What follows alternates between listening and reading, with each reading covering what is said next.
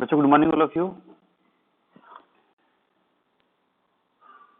अपने इंग्लिश में idioms and phrases की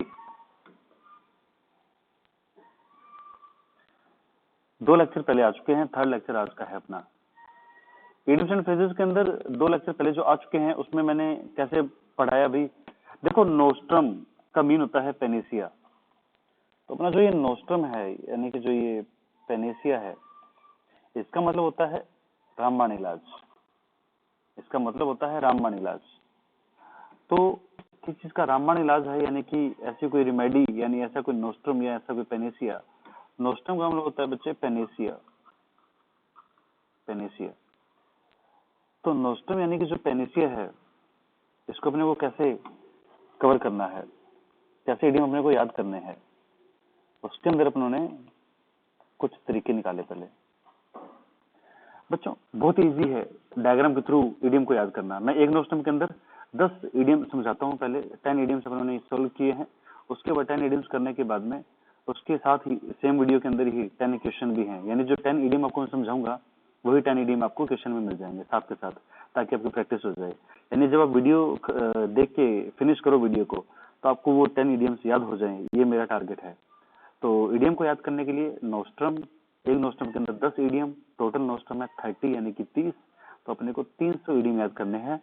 और एक इडियम के अंदर जो 10, एक नोस्ट्रम के अंदर जो 10 इडियम अपने पढ़ रहे हैं, पहले उसको मीनिंग समझाऊंगा डायग्राम के थ्रू, और उसके बाद में अपने उस पर प्रैक्टिस भी करेंगे। तो बिल्कुल बेटा तैयार रहें इडियम की शीट्स को सोल्व करने के लिए। पहले 10 इडियम्स हमने समझते हैं।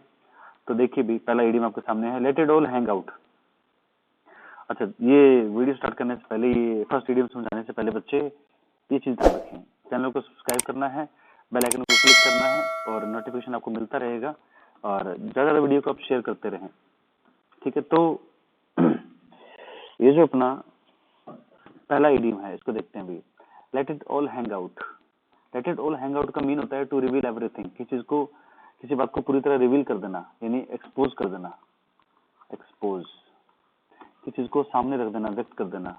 तो B behave in relax manner, या फिर कह सकते हो एकदम रिलैक्स रहना, रिलैक्स मैनर में रहना। जैसे यहाँ पे हैंग आउट का मीनिंग देखो। हैंग आउट का मीनिंग होता है spend time doing nothing in particular, यानी कोई पर्टिकुलर फील्ड में काम ना करके ऐसे टाइम स्पेंड करना, यानी कि रिलैक्स रहना। जैसे कहते हैं ना, हैंग आउट पे गया बंदा, हैंग आउट पे गया यानी कि वो घूमने गया, रिलैक्स होने गया है, कुछ दिन की छुट्टियों पे गया है, गोवा घूमने गया है। तो एक तो हैंग आउट का मीनिंग हो गया भी रिलैक्स होके कहीं ना कहीं फ्री रहना, या फिर किसी चीज को रिवील कर देना, है ना, एक्सपोज कर देना। तो दोनों मीनिंग है इसके। तो देखेंगे सेंटेंस में कौन सा आता है। सेकंड इडियम जो है उसकी तरफ मूव करते हैं बच्चों। जो सेकंड इडियम है टर्न अ डीफ ईयर, इसका देखिए नाम से पता लग रहा है टर्न अ डीफ ईयर, यानी जो कान है, कान, ये जो अपने कान है उसको क्या कर देना, कान को डीप कर लेना, कान को डीप कर लेना। तो जो कान को डीप कर लेना मतलब अनसुना कर देना। ये जो कान है इसको डीप कर लिया, अनसुना कर दिया। तो अनसुना कर दिया यानी इग्नोर टू लिसन, किसी चीज को लिसन करने से इग्नोर करना, यानी कि अवॉइड करना, डिसरिगार्ड करना, रेफ्यूज टू लिसन। कहते हैं ना, इग्नोर करना, अनदेखा करना, अनसुना करना। बच्चे इसी के लिए जो मेरे बच्चे ऑफलाइन क्लास लेते हो, आपको मैं इस पे एक फ्रेजल वर्ब भी बता चुका हूँ। इसी इडियम का एक फ्रेजल वर्ब है, सी के साथ में थ्रू फ्रेजल वर्ब। सी वर्ब के साथ में थ्रू प्रीपोजिशन थी। सी थ्रू के बाद में अगर समबडी हो, कोई लिविंग हो, व्यक्ति हो, तो इसका मतलब था इग्नोर करना, इग्नोर करना या फिर अवॉइड करना। किसी को इग्नोर करना या अवॉइड करना सी थ्रू के बाद में अगर समबडी होता है। ये समबडी यानी कोई लिविंग होना चाहिए, व्यक्ति होना चाहिए। ऐसे ही बेटा सी थ्रू फ्रेजल वर्ब जब आई गई है, तो इसमें एक छोटी चीज और देख लेते हैं। सी थ्रू के बाद में अगर समथिंग हो, नॉन लिविंग हो, कोई चीज हो, तो सी थ्रू समथिंग का मतलब होता है कि चीज को अंडरस्टैंड करना। और जो बच्चे मुझसे प्रीपोजिशन पढ़ चुके हैं उनको ये मैं चीज पढ़ा चुका हूँ क्लास के अंदर ऑफलाइन। अंडरस्टैंड करना यानी किसी चीज को कॉम्प्रीहेंड करना, किसी चीज को कॉम्प्रीहेंड करना यानी किसी चीज को इंटेलेक्ट करना, किसी चीज को समझना।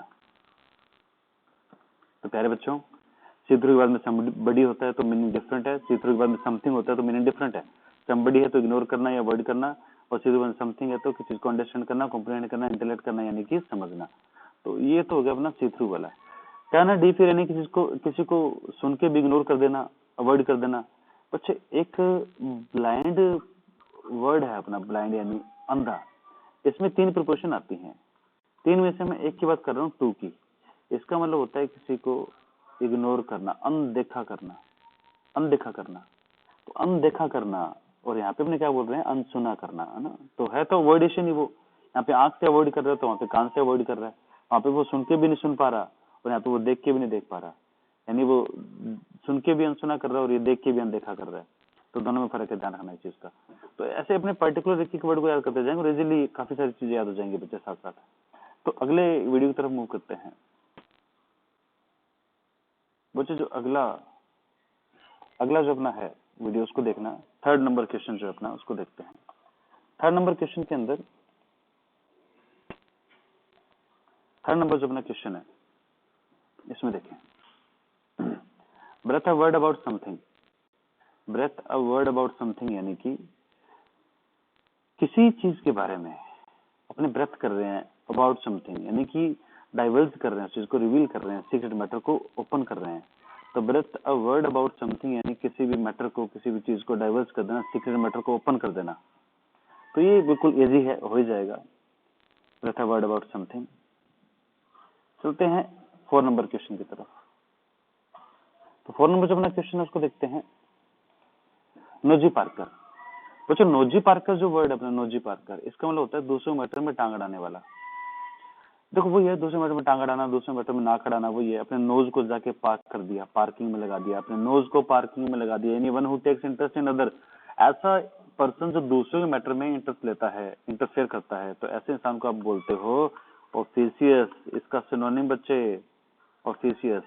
ऑफिशियस का मतलब क्या है, दूसरे मैटर में टांग अड़ाने वाला, दूसरे मैटर में इंटरफेयर करना, यानी कि मेडले करना, medley.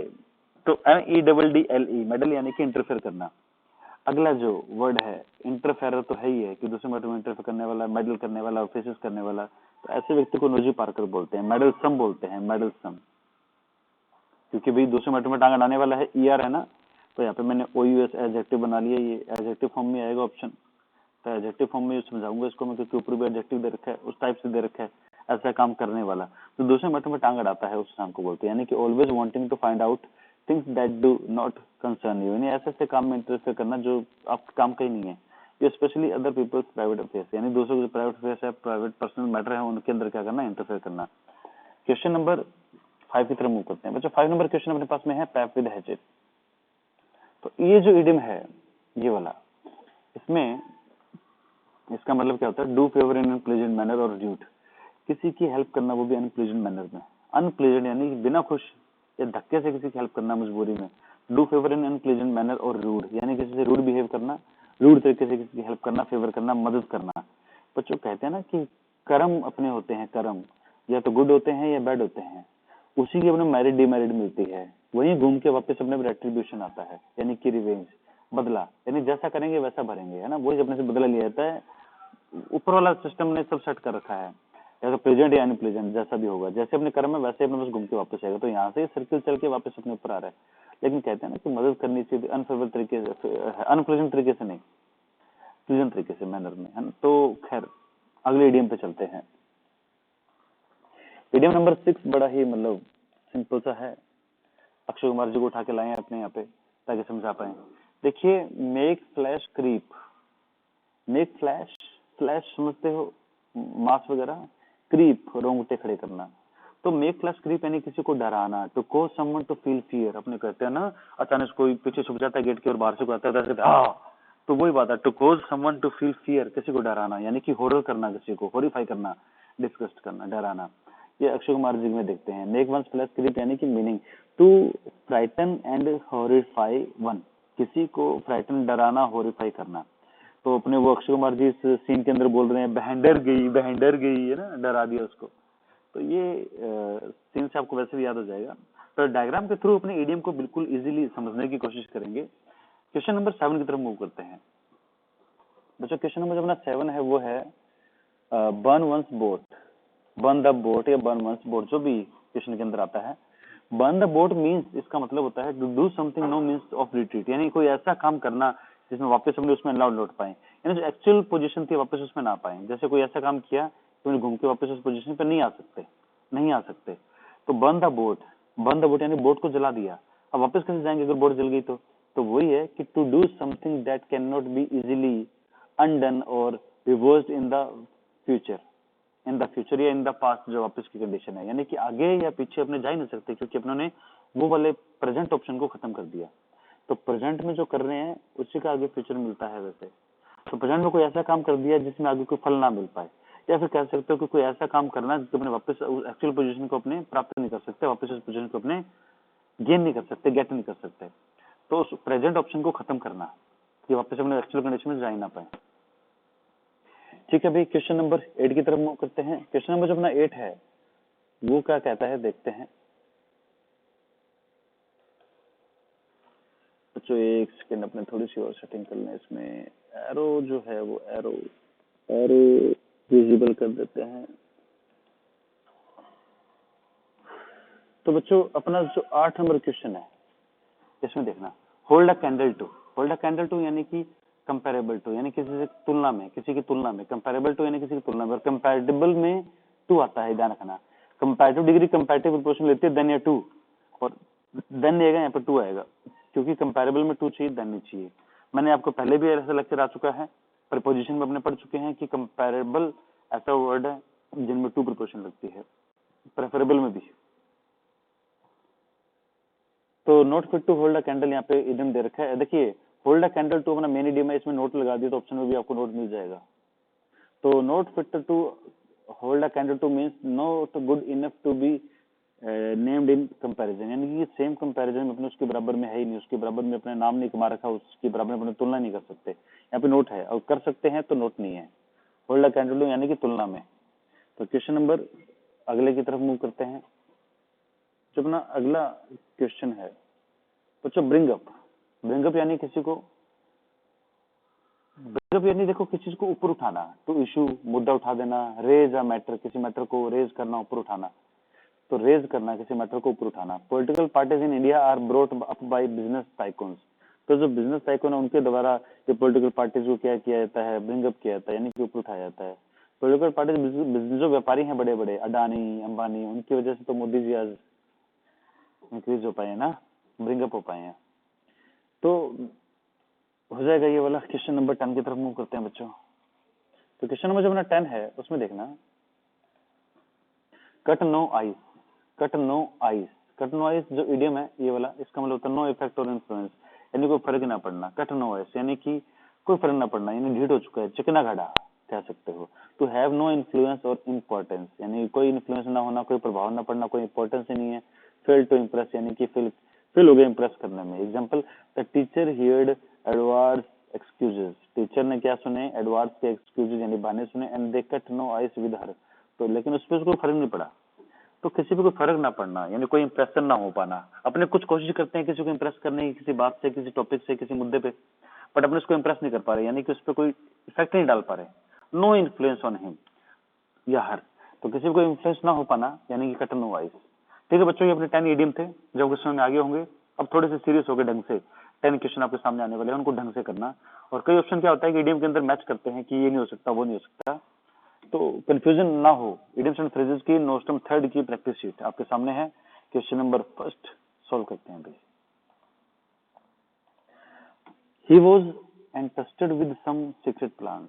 He was entrusted with some secret plans. Secret plans से वो entrusted था, but he let it all hang out. पर उसने क्या किया, उन सीक्रेट मैटर को, सीक्रेट प्लान्स को क्या कर दिया, हैंग आउट कर दिया।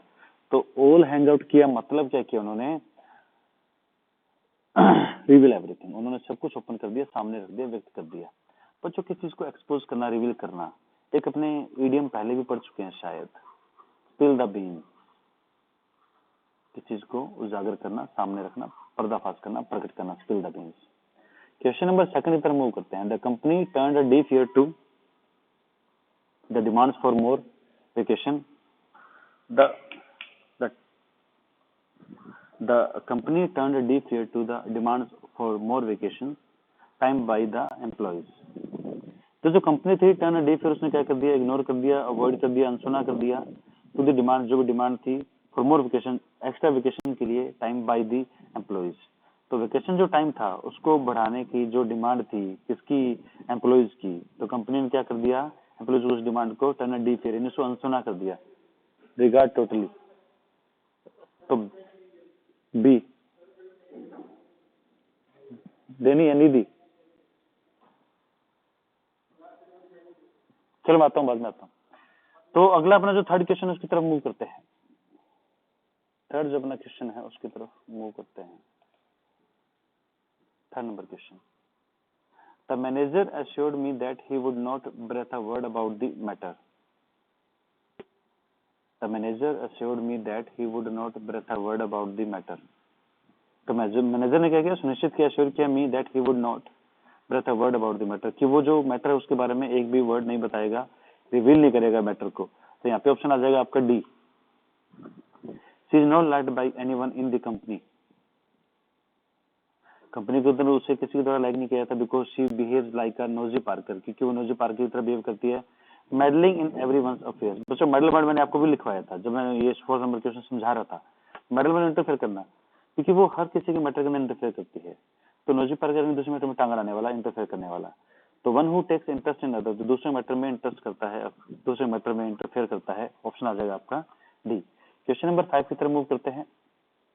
क्वेश्चन नंबर जो 5 अपना उसको देखते हैं बच्चों। दो he is nice by heart and nature, यद्यपि वो अपने हार्ट और नेचर से, मन और तन से बिल्कुल अच्छा है, नेचर से अच्छा है, बट एवरीबडी इज ऑफन डिसइंक्लाइंड, परंतु सब कोई क्या है, हर कोई क्या है, अक्सर उससे क्या रहता है, डिसइंक्लाइंड रहता है, उसकी तरफ कोई इंटरेस्ट नहीं लेता, हर कोई उसकी तरफ कोई इंटरेस्ट नहीं लेता। तो to associate freely with him because he is to pap everybody, he is to pap everybody with hatchet। बच्चों यहाँ पे वही है कि भी to do favor in unpleasant manner, क्योंकि वो सबकी फेवर कैसे करती है, अनप्लेजेंट मैनर में। क्वेश्चन नंबर 6 की तरफ मूव करते हैं। The story of the train accident as narrated by one of the survivors made by flesh creep. तो जो ट्रेन एक्सीडेंट की जो स्टोरी है जो लिखी गई थी bye one of the survivors के द्वारा, यानी जो सर्वाइव कर पाया था उस एक्सीडेंट में, मेड बाय फ्लैश क्रीप। तो वो उसने क्या कर दिया, मेड बाय फ्लैश क्रीप, यानी कि थ्रेटन कर दिया, इन्हें डरा के रख दिया, किसी को डरा के रख देना, रोंगटे खड़े कर देना, है ना, डर जाना, हॉरिफाई हो जाना मतलब। क्वेश्चन नंबर 7 की तरफ मूव करते हैं। क्वेश्चन नंबर जो अपना 7 है उसको देखना। He has resigned his job, उसने अपनी जॉब से रिजाइन दे दिया, and burnt his boat so far as government service is concerned. और देखो जॉब से रिजाइन करके क्या कर दिया, लगभग उसने जो government service is not concern, government service भी कंसर्न नहीं हो पाई, यानी कि कंसर्न है ही नहीं, तो अपनी उसने वापस अगले पोजीशन में आ ही नहीं सकता वो। तो बर्न हिज बोट, यानी उसने ऑप्शन ही खत्म कर दिया, ऑप्शन ही खत्म कर देना भाई। तो left no means of retreat, यानी वापस से वो रिकवर नहीं कर सकता, वापस उस पोजीशन में नहीं आ सकता कि वापस से वो उस हालात में आ जाए। 8 नंबर क्वेश्चन है, he can not hold a candle to his elder brother. वो अपने बड़े भाई की तरह प्रेफरेबल, कंपेरेबल नहीं है भाई, उसकी तुलना में वो कुछ भी नहीं है। He can not hold a candle to, उसके भाई से उसकी तुलना नहीं की जा सकती। तो कंपेयर टू, यानी कि इससे ऑप्शन आ जाएगा यहाँ पे। क्वेश्चन नंबर 9 की तरफ मूव करते हैं बच्चों। क्वेश्चन नंबर 9 बच्चों से क्वेश्चन नंबर 9 है अपना। The question of higher membership fees was brought up at the last meeting.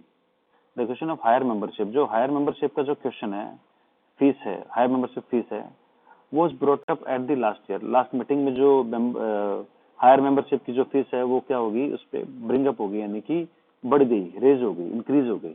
तो यहाँ पे अपने ऑप्शन ले सकते हैं, discussed at great length, introduced for membership, criticised vaguely referred to, यानी कि ऑप्शन आ जाएगा यहाँ पे आपका first, A option. Question number 10 की तरफ मूव करते हैं बच्चों। His arguments cut no ice with me, उसके जो आर्गुमेंट्स हैं उसका मुझे पे कोई भी इन्फ्लुएंस नहीं होता, कोई फर्क नहीं पड़ता, यानी उसके जो एक्सक्यूजेज है उसका मुझ पे कोई फर्क नहीं पड़ता भाई। Had no influence on me, यानी कि ऑप्शन आ जाएगा आपका बी, हैड नो इन्फ्लुएंस, यानी कि ये वाला ऑप्शन आपका सेकंड ऑप्शन यहाँ पे क्लिक कर लेंगे अपने। तो बच्चों चैनल को सब्सक्राइब करना ना भूले, बेल आइकन को क्लिक जरूर करें ताकि वो नोटिफिकेशन मिलता रहे, और शेयर जरूर करते रहे वीडियो को। थैंक यू सो मच आज के लिए, बहुत बहुत धन्यवाद आपका। मिलते हैं अगली क्लास में जल्दी ही।